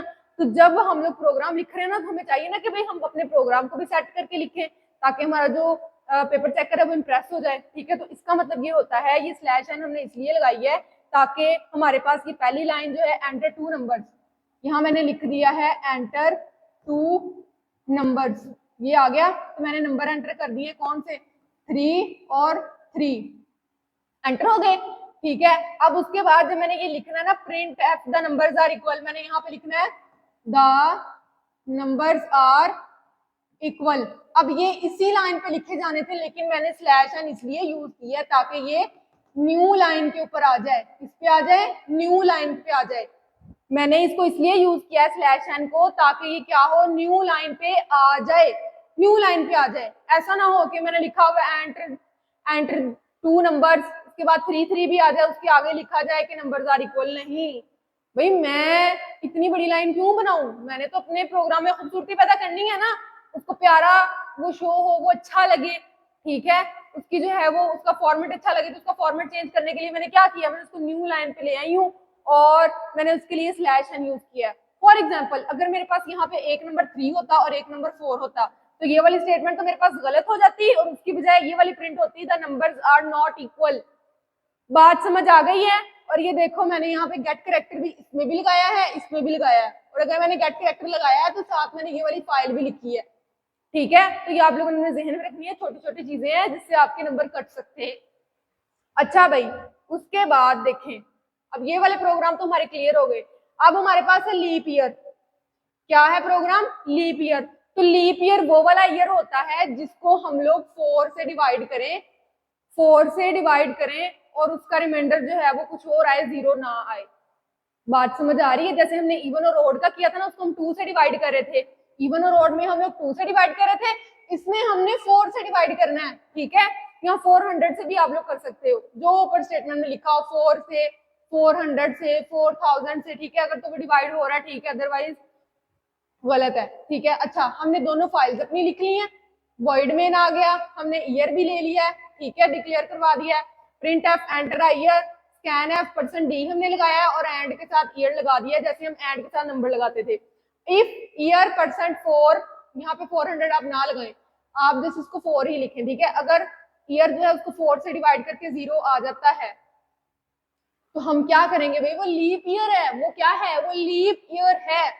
ठीक है, वो लीप ईयर है, और अगर नहीं तो वो लीप ईयर नहीं। जैसे हमारे पास 2004 है, तो उसको हम अगर 4 से डिवाइड करें, 4 5 20, ठीक है, 0 नीचे आ गया, यहाँ भी आ गया, ठीक है, 4 1 4, ठीक है, तो ये पूरा पूरा डिवाइड हो रहा है, रिमाइंडर क्या आ रहा है, 0 0 आ रहा है ना, तो इसका मतलब ये है कि ये लीप ईयर है। 2004 क्या है, लीप ईयर है, वो करेक्ट हो गया। अगर मैं लिखती यहाँ पे 2005 तो वो होना ही नहीं था डिवाइड, तो फिर हमारे पास ये वाला आंसर आ जाना था। ठीक है, इस तरह से करना है। अब जरा मेरी बात सुने, नेक्स्ट है हमारे पास वोवल और कॉन्स्टेंट। अब हमने ये फाइंड करना है कि आया वो नंबर हमारे पास वोवल है या फिर कॉन्स्टेंट है। अब आप लोगों ने एक चीज अपने दिमागों में पहले फिट की होगी, वो ये थी कि मैंने आपको बताया था कि जब हम यहाँ पे दोनों हेडर फाइल लिख ली, मेन फंक्शन लिख लिया, लेकिन यहाँ पे हम इंट क्यों नहीं लिख रहे, हम यहाँ पे लिख रहे हैं CHAR करेक्टर, क्योंकि हमारे पास हमने वोवल और कॉन्स्टेंट किस में होते हैं, अल्फाबेट्स में होते हैं ना, किस में होते हैं, अल्फाबेट्स में होते हैं। तो अल्फाबेट्स या करेक्टर्स जब भी हमने लेने हैं, कोई स्पेशल करेक्टर है, किसी भी किस्म के करेक्टर्स हैं, तो वो हमने उसके लिए जो है CHAR यूज करना है। सेम टू सेम एंट्रा करेक्टर, यहाँ पे %d की जगह %f लग गया है, और उसके बाद यहाँ पे लिखा है एंड CH लिख दिया है, ये देखो वेरिएबल का नेम लिख दिया है। उसके बाद हमने देखा है कि अगर करेक्टर एग्जैक्टली इक्वल टू है ए, करेक्टर एग्जैक्टली इक्वल टू है ई, ये जो दो लाइनें लगी हुई ना, इसका मतलब होता है और। ठीक है, या अगर करेक्टर ए के इक्वल है या फिर ई के इक्वल है या आई है या ओ है या यू है या फिर कैपिटल में AEIOU है, तो आपने लिख देना है कि भाई ये क्या है जी, ये वोवल है। फॉर एग्जाम्पल मैं यहाँ पे लेटर ले लेती हूँ C। ठीक है, मैंने यहाँ पे क्या लिया है, ये C मेरा बेचारा पता नहीं किधर को चला गया, C। ठीक है, मैंने यहाँ पे C ले लिया है। ठीक है, अभी जो प्रिंट एफ है %C इज अ वोवल। ठीक है, तब प्रिंट होगा जब हमारे पास ये क्या होगा, वोवल, लेकिन मैंने तो यहाँ पे लिया ही कॉन्सोनेंट है, यहाँ पे मैंने लिया ही कॉन्सोनेंट है। ठीक है, तो ये हमारे पास क्या होगा, ये हमारे पास है वोवल लेटर नहीं है, हम लिख देंगे कि जो %C है वो हमारे पास कॉन्स्टेंट है। सबसे पहले क्या आएगा, एंटर करेक्टर, हम करेक्टर एंटर कर दिया C, और उसके बाद लिखा क्या आ जाएगा, C इज कॉन्स्टेंट। अब हमने जो है वो अपनी दो स्टेटमेंट्स को कवर किया है। इफ स्टेटमेंट उसमें जो है वो लिमिटेशंस थी कुछ, हमने उसको स्किप कर दिया, भाई हम तुम्हें नहीं यूज कर रहे ना, तुमने पेपर में आना है, हमने तुम्हें स्किप कर दिया। ठीक है, अच्छा उसके बाद हम आगे इफ एल्स पे, जो कि हमारे पेपर में आ सकती है। मैंने उसके सारे प्रोग्राम्स आपको करवा दिए हैं जो ज्यादा इंपॉर्टेंट थे। मतलब आप यूं कह सकते हो कि 2024 में आप लोगों के जो पास पेपर्स हैं सारे के सारे जितने भी हैं, पंजाब के 9 बोर्ड हैं, पंजाब के कितने हैं, 9 बोर्ड हैं, उन 9 बोर्ड के इवनिंग और मॉर्निंग के पेपर मिला के टोटल 18 पेपर बनते हैं। इन 18 पेपर्स के अंदर जितने भी आपके पास प्रोग्राम आए हैं ना, वो सारे के सारे मैं आपको करवा रही हूँ। बात समझ आ रही है, वो सारे के सारे हो जाएंगे आप लोगों के। उसके अलावा अगर आपको कोई आउट ऑफ सिलेबस आ जाता है प्रोग्राम, या आप कहते हो कि भाई हमारे पास ऐसा प्रोग्राम आ गया जो हमने पहले नहीं किया हुआ, तो मैं आप लोगों को इस चीज की गारंटी देती हूँ कि भाई अगर आप लोग ये वाले सारे प्रोग्राम्स कर लेते हो, इसकी बार बार प्रैक्टिस करते हो, कॉन्सेप्ट अपने क्लियर करते हो, पॉइंट्स अपने माइंड में रखते हो, तो आप लोग उस प्रोग्राम को भी इजीली कर लोगे। अव्वल तो मेरी दुआ है कि इससे बाहर कोई प्रोग्राम आए ही ना, और ना ही आना है, और ना ही कभी आया है। लेकिन फर्ज करें कि अगर आ जाए, ऐसा हो सकता है कि भाई जो हमारा पेपर बनाने वाला है, पेपर मेकर है, वो क्या पता बीवी से घर में लड़के आया हो। ठीक है, उसने फिर सारा गुस्सा किस पे निकालना है, पेपर पे निकालना है। ठीक है, बेचारे का जोर तो अपनी बीवी पे चलना नहीं है। ठीक है, तो उसने जो है वो अपने पेपर पे जो है वो जोर निकालना है, जो फिर उसको चीज मुश्किल नजर आएगी वो आपके पेपर में ऐड कर देगा। ठीक है, तो आप लोगों ने जो है वो हर तरह से तैयार रहना है। ठीक है, जंग के सारे हथियार रेडी रखने हैं, अपने आप को भी रेडी रखना है जंग करने के लिए। ठीक है, अब आप जंग ना करने चले जाना, मेरा मतलब ये कि भी पेपर के लिए। अच्छा, अब यहाँ पे हमारे पास हमने दो स्टेटमेंट्स की थी, इफ और इफ एल्स। अब जरा यहाँ पे थोड़ी सी कॉम्प्लेक्सिटी आ गई है। क्या आ गई है कॉम्प्लेक्सिटी, यानी थोड़ा सा मुश्किल हो गया है। वो क्या हुआ है, उसमें हमारे पास नेस्टेड इफ आ गई है। नेस्टेड इफ का मतलब होता है कि अगर हमारे पास एक इफ स्टेटमेंट है, एक इफ है या इफ एल्स है या कुछ भी है, एक इफ स्टेटमेंट है, ठीक है, उसके अंदर ही एक और इफ होगी। इसकी पहले वो प्रिंट एफ वाली स्टेटमेंट पहले ट्रू वाली लिखी जाएगी, फिर फॉल्स वाली लिखी जाएंगी, फिर कंट्रोल यहाँ पे एंटर हो जाएगा, फिर इसकी ट्रू वाली स्टेटमेंट लिखी जाएगी और फिर इसकी रॉन्ग वाली स्टेटमेंट लिखी जाएगी। बात समझ आ गई है कि हमारे पास एक इफ है, वो स्टार्ट हुई है, दूसरी इफ फौरन शुरू हो गई है, दूसरी इफ फौरन शुरू हो गई है। उससे क्या हुआ है, पहले उसकी करेक्ट वाली आ गई, रॉन्ग वाली आ गई, फिर उसके बाद इफ पे आ गए और ये वाली हमारी रॉन्ग वाली आ गई, फिर करेक्ट वाली है, करेक्ट वाली और रॉन्ग वाली आ जाएगी। बात समझ आई है, यानी हमारे पास एक ब्लॉक है, समझ लो कि एक रूम है, एक रूम है, उसके अंदर एक और रूम है। ठीक है, अब जरा गौर से मेरी बात सुनिए आप लोगों ने। देखें, जब हमारे पास एक पहले वाला रूम ही लॉक है, वो खुल ही नहीं रहा, ना हमारे पास उसकी की है, और हमने जो भी हम की लगा रहे हैं वो गलत ही हुई जा रही है, मतलब उसका कोई नंबर मैच नहीं कर रहा, वो खुल ही नहीं रहा डोर। तो जब तक हमारा पहला डोर ही नहीं खुल रहा, क्या हम दूसरे वाले में एंटर हो सकते हैं? कभी भी नहीं हो सकते। हम कैसे एंटर हो सकते हैं? एंटर हो ही नहीं सकते, ठीक है ना। पहले वाला ही रूम लॉक है, तो हम अंदर कैसे एंटर हो गए हैं? अब फॉर एग्जांपल हमारा पहले वाला रूम का लॉक खुल गया है, अब हम दूसरे वाले रूम में आए हैं, दूसरे वाले रूम का लॉक ही नहीं खुल रहा, तो हम बाद में क्या करेंगे? एग्जिट कर जाएंगे। ऐसा ही है ना। तो इसी की एग्जांपल आप लोगों ने समझ लेनी है, किसके साथ? नेस्टेड इफ के साथ, कि अगर पहला रूम ब्लॉक है, पहला रूम की नहीं लग रही, वो खुल नहीं रहा, तो हम दूसरे रूम में एंटर नहीं हो सकते, पहले वाले में भी नहीं हो सकते, हम एग्जिट कर जाएंगे। अगर हमारा पहले वाला रूम खुल जाता है, हम दूसरे वाले रूम में एंटर होते हैं, दूसरे वाला ही नहीं खुल रहा, तो हम फिर से एग्जिट ही करेंगे भाई, हमारा उसमें क्या काम है, ठीक है। तो ये चीज आपने जहन में रखनी है। अब नेस्टेड इफ में भी ऐसा ही होता है कि अगर हमारे पास पहली स्टेटमेंट ट्रू हो गई है, अगर ये ट्रू हो गई है तो फिर ही ये इसके अंदर जाएगा, अदरवाइज वो एग्जिट कर जाएगा, यहाँ नीचे आके जो है वो स्टेटमेंट प्रिंट कर लेगा, ठीक है। लेकिन अगर हमारे पास पहले वाला रूम खुल गया है, यानी पहले वाली स्टेटमेंट ट्रू हो गई है, तो फिर वो दूसरी वाली स्टेटमेंट के अंदर चला जाएगा, दूसरे वाली स्टेटमेंट में चला गया, फिर वो इसको वैल्यूएट करेगा और उसके बाद बाहर आएगा, ठीक है। जो भी उसका काम होगा खत्म करके बाहर आ जाएगा। अब नेस्टेड इफ आप लोगों के जहन में आ गया होगा कि जब भी नेस्टेड इफ आ जाए, इसका मतलब ये है कि हमारे पास एक इफ तो है ही है, लेकिन उसके अंदर एक और इफ आ गई है। बात समझ आई है? तो इसका हमारे पास सिंटैक्स क्या होगा? सबसे पहले हमारे पास कंडीशन आ जाएगी, ठीक है, उसका हमारे पास जो है आउटर इफ का ब्लॉक आ जाएगा, फिर उसका ब्लॉक खत्म होने के बाद हमारे पास इफ की दूसरी कंडीशन आ जाएगी जो इनर इफ है, ठीक है। तो उसके बाद इनर इफ का ब्लॉक आ गया और ये फिर दोबारा जो है वो आउटर इफ पे आ गई। क्लियर है? कोई मुश्किल, कोई किसी किस्म की मुश्किल नहीं है, जस्ट आप लोगों का फियर है, खौफ है कि भाई पता नहीं क्या क्या ही बला है प्रोग्रामिंग, हमें प्रोग्राम नहीं आते, हम कर ही नहीं सकते। ये जस्ट आप लोगों ने अपने माइंड में रखा हुआ है कि बहुत ज्यादा मुश्किल है, लेकिन ये मुश्किल नहीं है, ये तो बहुत ज्यादा इंटरेस्टिंग है। जब आप लोग प्रोग्राम कर रहे हो ना, तो आपको मजा आता है प्रोग्रामिंग करने में। जब आपको सारे कॉन्सेप्ट क्लियर होते हैं, फिर आपका दिल करता है खुद ब खुद हम ये भी करें, ये वाला प्रोग्राम भी करें, ये भी करें। तो आप लोगों ने बार बार प्रैक्टिस करनी है ताकि आपका इंटरेस्ट डेवलप हो, ठीक है। अब जरा मेरी बात सुने, यहाँ पे कंडीशन आई, एंटर हुआ कंट्रोल, कंडीशन आई, अगर तो वो ट्रू है तो वो नीचे स्टेटमेंट प्रिंट हो जाएगी, अगर तो वो फॉल्स है तो फिर ये वाली स्टेटमेंट प्रिंट हो जाएगी। बात समझ आ गई है? अच्छा, उसके बाद प्रिंट होने के बाद वो क्या होगा? नेक्स्ट कंडीशन आ जाएगी। कंडीशन आ गई, अगर वो ट्रू है तो स्टेटमेंट प्रिंट हो जाएगी, अगर फॉल्स है फिर स्टेटमेंट प्रिंट हो जाएगी, ठीक है। और उसके बाद वो लास्ट वाली स्टेटमेंट जो कि वो प्रिंट होनी है, वो तो फिर होनी है, और उसके बाद जो है वो हमारे पास एग्जिट हो जाएगा। ये जो सिंबल है ना, यहाँ पे ये लगाया हुआ मैंने सर्कल सा, ये क्यों यूज होता है सर्कल? वो इसलिए होता है क्योंकि हमने पहले वाली का और दूसरे वाली कंडीशन को कंबाइन किया है, यहाँ पे दोनों का एग्जिट एक साथ हो रहा है, ठीक है। और यहाँ पे हमारे पास जो है डिफरेंस भी इसमें आ सकता है, जो कि मैंने यहाँ पे लिखा हुआ है बहुत अच्छे से, लेकिन हमारा यहाँ पे जो मेन मकसद है वो क्या है? वो ये है कि हमने प्रोग्रामिंग करनी है, ठीक है। तो मैं आपको प्रोग्रामिंग से रिलेटेड ही गाइड करूंगी ताकि आपके सारे जो प्रोग्राम्स हैं, प्रोग्राम से रिलेटेड कंफ्यूजन हैं वो क्लियर हो जाए, ठीक है। तो नेस्टेड इफ को हमने जो है वो समझ लिया है। अब देखते हैं जरा हम इसके प्रोग्राम। इसका सबसे ज्यादा इंपॉर्टेंट एक ही प्रोग्राम है जो बार बार बार बार बार बार पेपर में आता है, बार बार मतलब हर बार ये वाला प्रोग्राम नेस्टेड इफ से रिलेटेड पेपर में आता है मतलब आता ही आता है। आपने इसको बहुत अच्छे से करना है।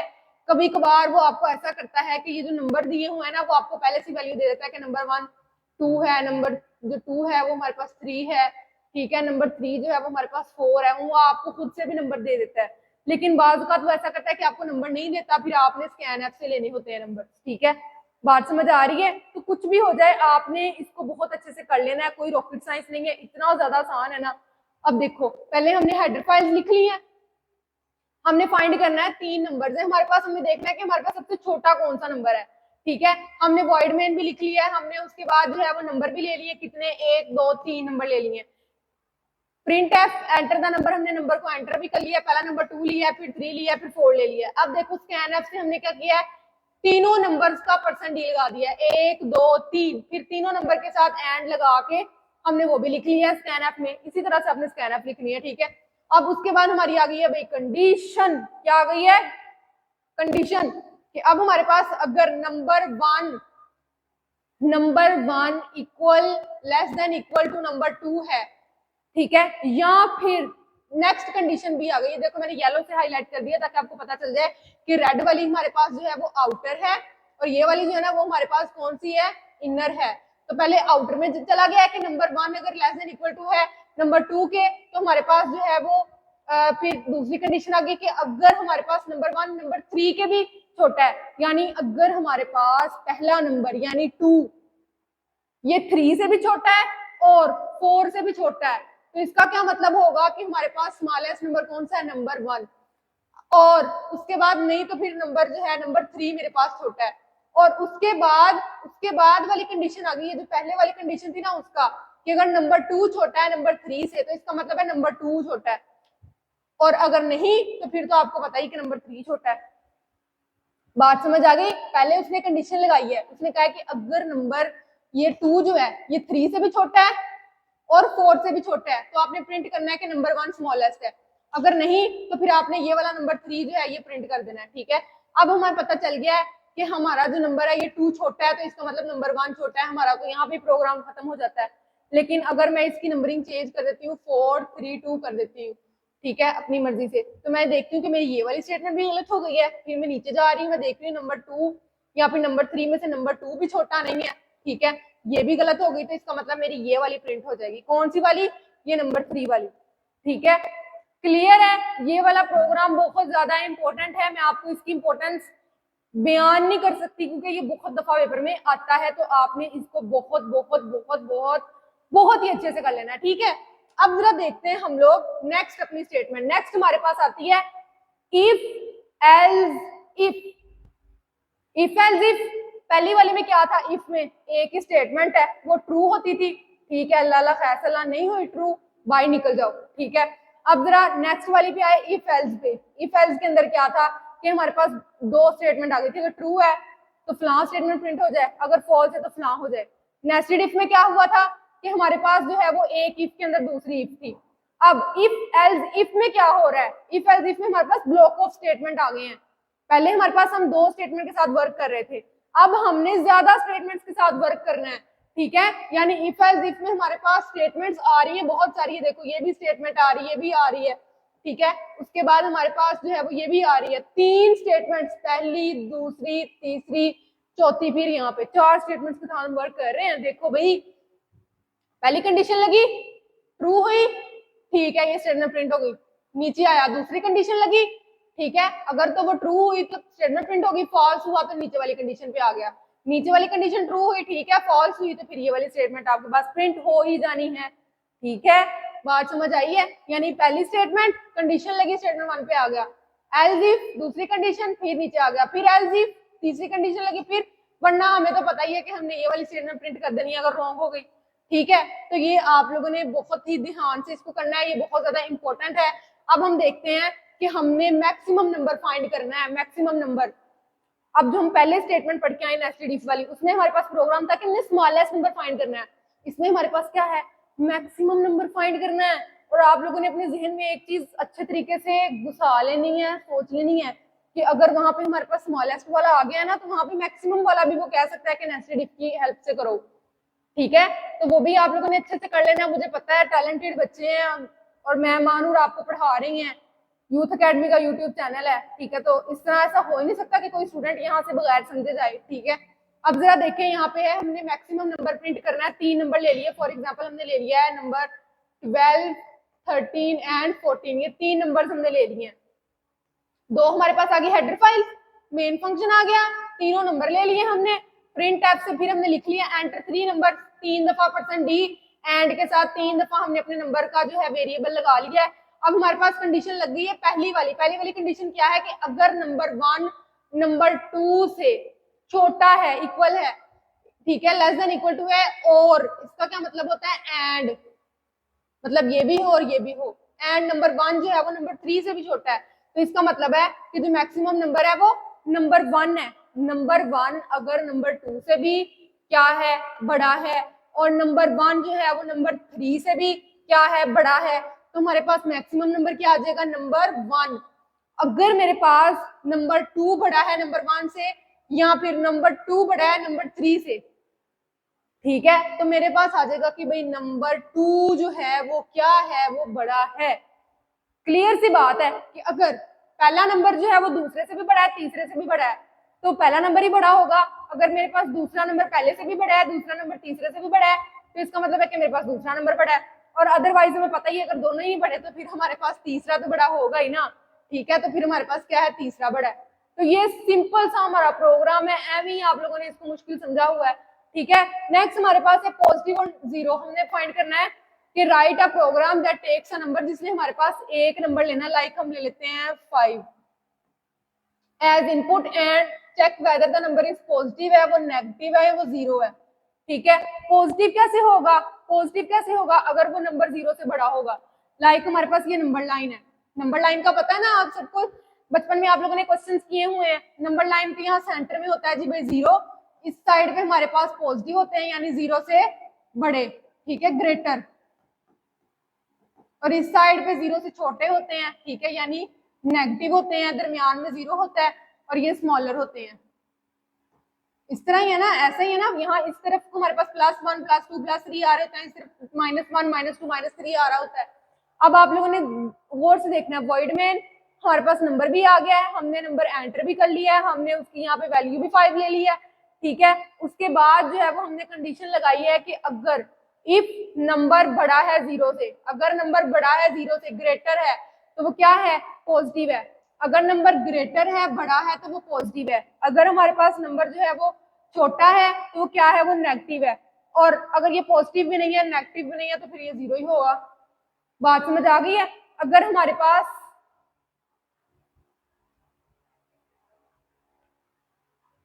पास जो है ये पॉजिटिव भी नहीं है, नेगेटिव भी नहीं है, तो इसका मतलब क्या है कि ये हमारे पास जीरो है। क्लियर है, समझ आ रही है ना मेरी बात की। ठीक है, इतना आसान है, एवं ही आप लोगों ने जो है ना इसको मुश्किल समझा हुआ है, बस एवं ही मुश्किल समझा हुआ है। इतना इजी है, इतना इजी है। ठीक है, और जब आपके कॉन्सेप्ट क्लियर होते हैं ना, फिर आपको हर चीज इजी लगती है। अब देखो जरा, हमारे पास थोड़े से ना कॉम्प्लेक्स टाइप के प्रोग्राम्स आ गए, थोड़े से ज्यादा नहीं, बस थोड़े से कॉम्प्लेक्स हैं। ठीक है, वो ये है कि हमारे पास यहाँ पे सेट नंबर ऑफ स्टेटमेंट्स ज्यादा है, तो हमें साफ पता लग गया है कि भाई इधर इफ एल्स इफ यूज होनी है। ठीक है ना, इफ एल्स इफ यूज होनी है। अब जरा देखो, हेडर फाइल्स आ गई, वॉइड मेन आ गया, मार्क्स भी हमने ले लिए, print F enter the marks, marks हमने एंटर भी कर लिए। लाइक फॉर एग्जांपल मैं कहती हूँ मेरे मार्क्स हैं 62। अच्छा, अगर अब यहाँ पे कंडीशंस लिखना शुरू हो गई हैं, स्कैन एफ से मैंने मार्क्स ले लिए हैं। अब मेरे पास नंबर कंडीशन लगी है कि अगर मार्क्स 90 या 90 से ज्यादा है, 90 या 90 से अबव है, 90 या 90 से ग्रेटर है, तो मेरे पास ग्रेड ए बनता है। अगर 80 या 80 से ज्यादा है तो फिर मेरे पास बी बनता है। अगर 70 या 70 से ज्यादा है तो फिर मेरे पास सी बनता है। इसी तरह 60 पे डी, और अगर जो है वो 40 या 40 से अबव है तो ई, अदरवाइज वो फेल है। 40 के नीचे जाएगा तो वो कंप्लीटली फेल है। तो ये देखो सिंपल है, क्या किया, कुछ भी नहीं, सिर्फ उसमें किया हुआ। क्लियर है, तो आप लोगों ने अपने जहन में ये सारी बातें रखनी है। देखो, देखने में कितना मुश्किल लग रहा है प्रोग्राम, लेकिन करने में इतना आसान है। ठीक है, मतलब ये बात करने का कि आप लोगों ने कभी भी प्रोग्राम की स्टेटमेंट को देख के एवं गलत फहमियां नहीं पालनी अपने जहन में। आप लोगों ने कभी जहन में ये नहीं सोचना है हम इसको कैसे करेंगे, ये इतना बड़ा प्रोग्राम आ गया है, हमने इसको किस तरह से करना है। आप लोगों ने मेरी बातें वहां पे याद रखनी है। भाई कौन सी बातें, कि प्रोग्राम की सबसे पहले स्टेटमेंट रीड करो। ठीक है, ज्यादा स्टेटमेंट है तो इफ एल्स इफ आपके पास यूज हो जानी है। ठीक है, तो आप लोगों ने पहले पहली, फिर दूसरी, फिर तीसरी, फिर चौथी, फिर पांचवी, फिर लास्ट में तो हमें पता ही क्या होना है, गलत मलत हो जानी है। ठीक है, अब जरा देखें, हमारे पास हमने यही चीज है, सेम यही हमने इधर भी है कि हमारे पास यहाँ पे 3 स्टेटमेंट है कि अगर हमारे पास टेम्परेचर, अच्छा यहाँ पे एक और मजे की चीज है आप लोगों के पास। देखो भाई, यहाँ पे भी फ्लोट लगा है। फ्लोट का क्या मतलब होता है, अभी तक हम इंटीजर पे वर्क किया, करैक्टर भी हमने लिए हैं, लेकिन अब हमने लेनी है फ्लोटिंग वाली वैल्यू, मतलब हमने पॉइंट वाली वैल्यू लेनी है। लाइक हम ले लेते हैं 60.5, क्योंकि टेम्परेचर तो हमारे पास 60.5 भी हो सकता है। ठीक है, 60.5 डिग्री सेल्सियस भी हो सकता है, 32.5 भी हो सकता है। बात समझ आ रही है। तो हमने सबसे पहले हेडर फाइल लिखी है, वॉइड में लिख ली, टेम्परेचर भी ले लिया। ठीक है, एंटर भी करवा लिया टेम्परेचर को, फिर हमने परसेंट एफ लगा के एंड टेम्परेचर लिख के अपना टेम्परेचर ये 60.5 ले लिया है। अगर तो टेम्परेचर 40 से बड़ा है, 40 से ग्रेटर है, 40 डिग्री से ज्यादा है, अगर हमारा टेम्परेचर 40 डिग्री से ज्यादा है तो हमने प्रिंट कर देना कि होए होए बहुत गर्मी है, बहुत ज्यादा गर्मी है, ठीक है, हॉट डे है। अगर हमारे पास 25 है या 25 से इक्वल है या 25 से जो है वो हमारा लेस देन है, तो हमने ग्रेटर है सॉरी, तो हमने लिख देना है प्रिंट एफ प्लीजेंट डे, ठीक है। प्लेजेंट डे मतलब कि खुशगवार मौसम है, अच्छा मौसम है भाई। नेक्स्ट हमारे पास फिर हमने प्रिंट कर देना, अदरवाइज तो वो कूल ही होगा, बिलो 25 हो जाएगा। टेम्परेचर 40 से बड़ा है, ज्यादा है, ग्रेटर है, तो हमने लिख देना हॉट डे। अगर टेम्परेचर बिटवीन 25 एंड 40 हमने लिख देना प्लीजेंट डे। अगर 25 से छोटा है, कम है, ठीक है, तो हमने लिख देना कूल डे। तो अभी ये हमारे पास आ रहा है 60.5, मतलब बहुत बहुत बहुत ज्यादा ही गर्मी है, कुछ ज्यादा ही गर्मी है, ठीक है। 40 से बहुत ही ज्यादा अबव है, मतलब हॉट डे है। बात समझ आ गई है? लो भाई, इतना आसान सा था। अब उसके बाद आपके पास आता है स्विच स्टेटमेंट। कौन सी स्टेटमेंट आ जाती है? Switch statement. कोई मुश्किल नहीं है इसमें, कोई मुश्किल नहीं है। अब अगर आप लोग मेरी बात सुनो, आप लोग स्विच देख रहे हो, कोई भी स्विच देख रहे हो, फॉर एग्जांपल आप लोग कोई भी घर में आपकी स्विच लगा होता है, उसके अंदर ऐसे 2 सुराख होते हैं, या लगा लो कि भाई 3 सुराख होते हैं उसमें, तो इस तरह करके होता है। आई मुझे तो उसकी शेप भी भूल गई है, कुछ इस तरह करके वो 3 होते हैं, ठीक है। इस तरह करके आपके पास 3 भी होते हैं, 2 भी किसी में होते हैं, ठीक है, इस तरह से होते हैं ना। मतलब इस वाले का ये देखो 2, एक केस ये है, दूसरा केस ये है, इसमें भी पहला केस ये है, दूसरा ये है, तीसरा ये है। तो इसी तरह हमने इसके अंदर भी स्विच आपके माइंड में आ जाना चाहिए कि इसमें क्या होंगे, केसेस होंगे। क्या होंगे? केसेस होंगे। पहली चीज क्या है? केस 1 आया, ट्रू हुआ, स्टेटमेंट आ गई। केस 2 ट्रू हुआ, फिर ये केस 3 गलत हुआ तो ठीक है, नीचे आ जाओ भाई, वरना ट्रू है तो फिर ये प्रिंट करवा दो। केस 3 फॉल्स हो गया है तो नेक्स्ट वाली स्टेटमेंट पे आ जाओ। मतलब वही चीज है, सिर्फ हमने इसमें केसेस बना लिए हैं। और केसेस हमने कैसे बनाए हैं वो मैं आपको प्रोग्राम में दिखाती हूँ कि हमने कैसे बनाए हैं। लो भाई, ये 2 प्रोग्राम्स हैं हमारे पास, इंतहाई इजी हैं, कोई मुश्किल नहीं है, कोई किसी किस्म की मुश्किल नहीं है, ठीक है। फर्स्ट ऑफ ऑल हमारे पास क्या है, हमने अरिथमेटिक ऑपरेशंस परफॉर्म करवाने, कौन कौन से? Plus, minus and multiply. Multiply को हम प्रोग्रामिंग में इस तरह स्टैटिक ही लगाते हैं, ये वाला मल्टीप्लाई नहीं लिखते, ये हमारे पास क्या है, गलत हो जाता है, ठीक है। सबसे पहले हमारी हेडर फाइल्स आ गई, वॉइड मेन आ गया हमारे पास, जो हमारे नंबर है 2 वो भी आ गए हैं जिन पे हमने ऑपरेशन परफॉर्म करवाना है। फॉर एग्जांपल मेरे पास आ गया भाई 2 और 3, 2 नंबर है। करैक्टर से मैंने ऑपरेटर भी लिया है। यहाँ पे आपने एक चीज ये ध्यान में रखनी, मैंने फ्लोट से नंबर तो ले लिए हैं, लेकिन जो मैंने इसके अंदर ऑपरेटर लेना है, प्लस, माइनस या मल्टीप्लाई, तो वो मैंने किससे लेना है? ऑपरेटर यहाँ से लेना है, ठीक है। मैंने ऑपरेटर भी ले लिया है। फिर मैंने प्रिंट एफ एंटर 2 नंबर्स, ठीक है, 2 नंबर्स ले लिए, फ्लोट में ले लो चाहे आप %d में ले लो, वो आपकी अपनी मर्जी है, ठीक है। नंबर 1 भी ले लिया, नंबर 2 भी ले लिया।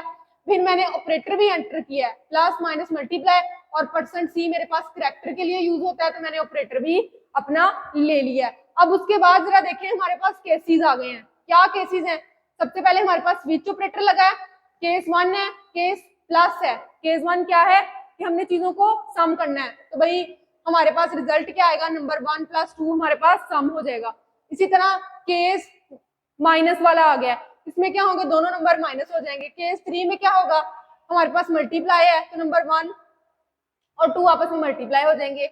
और अगर ये तीनों में से कुछ भी नहीं हो रहा, तीनों में से कुछ भी नहीं हो रहा, तो इसका मतलब ये है कि भाई हमारे पास इनवैलिड ऑपरेटर आ गया। मतलब मैं कह देती हूँ, मैं यहाँ पे स्टेटमेंट में लिख देती हूँ केस, यहाँ पे मैं लिख देती हूँ इसको डिवाइड करने का, तो वो इनवैलिड ऑपरेटर आ जाएगा। बात समझ आ गई? वो क्या होगा? इनवैलिड ऑपरेटर आ जाएगा। बात समझ आ गई है? तो भाई ये देख लो, पहले केस आ रहा है, फिर ब्रेक, मतलब पहला केस खत्म, दूसरा केस आया, फिर खत्म, दूसरा, फिर तीसरा आया, रिजल्ट हमारे पास आ गया है, फिर खत्म। अब आप लोग पूछोगे कि मैम यहाँ पे आपने %2f क्यों लगाया है, %f क्यों नहीं लगाया? तो 2 हम लोग इसलिए लगाते हैं, ये मैंने जो प्रोग्राम है वो इसलिए %2f इसमें लगाया है, मैंने जानबूझ के लगाया है। क्यों? ताकि आप लोगों को मैं समझा सकूं कि भाई ये देखो, जो %2f है इसका क्या मतलब है? f का मतलब तो फ्लोटिंग पॉइंट वाला होता है ना, तो अगर %2f है तो इसका क्या मतलब होगा? मेरे पास अगर आंसर आता है 5.32427 खत्म ही नहीं हो रहा, आंसर जो है वो खत्म ही नहीं हो रहा, तो परसेंट 2f का मतलब होता है कि सिर्फ मैंने इतनी वैल्यू लेनी है, पॉइंट के बाद सिर्फ 2 वैल्यू। क्लियर है? अब जरा हम लोग नेक्स्ट वाले पे आए, वोवेल और कॉन्स्टेंट। अगर आप लोगों को याद हो तो ये हमने इफ एल्स वाले में भी किया हुआ है, ठीक है ना? तो हमने इसमें भी करना है। सबसे पहले हमने क्या किया, एंटर अ करैक्टर, उसके बाद परसेंट सी से करैक्टर भी ले लिया, स्विच स्टेटमेंट करैक्टर की लगाई, उसके बाद ए, ये सारे केस हमने लिख दिए हैं। अगर तो ये हमारे पास सारे केस होते हैं, इसका मतलब ये हमारे पास वोवेल है, अदरवाइज ब्रेक लगाओ, चलो जी तुम कॉन्सोनेंट हो, ठीक है। फॉर एग्जाम्पल में यहाँ पे सी हमने लास्ट टाइम लिया था, इस दफा भी मैं सी लेती हूँ, तो ये सारे केस गलत हो गए हैं, इसका मतलब हमारे पास ये कॉन्सोनेंट है, ठीक है। इंतहाई आसान, इंतहाई अच्छे तरीके से मैंने आप लोगों के प्रोग्राम्स करवा दिए हैं, ठीक है। और मेरा नहीं ख्याल कि आप लोगों को इसमें कोई भी मुश्किल होगी, लेकिन अगर आप लोगों का फर्दर कोई क्वेश्चन है तो आप लोग मुझसे कमेंट बॉक्स में पूछ सकते हैं। और बाकी ये है कि मैंने अपनी तरफ से पूरी कोशिश की है कि मैं आप लोगों को A to Z करवाऊं, A to Z हर चीज करवाऊं। आप लोगों को मैंने बताया है कि भाई फलां चीज क्या है, फलां चीज क्या है, डिटेल में मैंने आपको बता दिया, ताकि आप लोगों को किसी भी किस्म की कोई भी मुश्किल ना हो, ठीक है। और अब बाकी ये है कि इंशाल्लाह फिर कभी अल्लाह ने चाहा तो जरूर मुलाकात होगी आप लोगों से, और मिलते हैं फिर कभी। तो तब तक के लिए अल्लाह हाफिज। आई होप सब बच्चों को समझ आ गई होगी। अब मेरे ख्याल से तो मुझे फील हो रहा है कि आपके जो सेकेंडरी क्लास के कंप्यूटर के प्रोग्राम्स का इशू था वो रिजॉल्व हो गया होगा। अब सबको पता है कि हमारे उड़ान बैच की क्लासेस हो रही है, तो अगर फिर भी किसी बच्चे ने इन डेप्थ जाके चैप्टर वाइज लेक्चर्स लेने हैं तो आप उसको भी ज्वाइन कर सकते हो, ठीक है। तो ये था आज का आपका वन शॉट लेक्चर। सब बच्चों ने इससे बेनिफिट लिया होगा। दुआ में याद रखिएगा। आपका टीचर उसामा। अल्लाह हाफिज।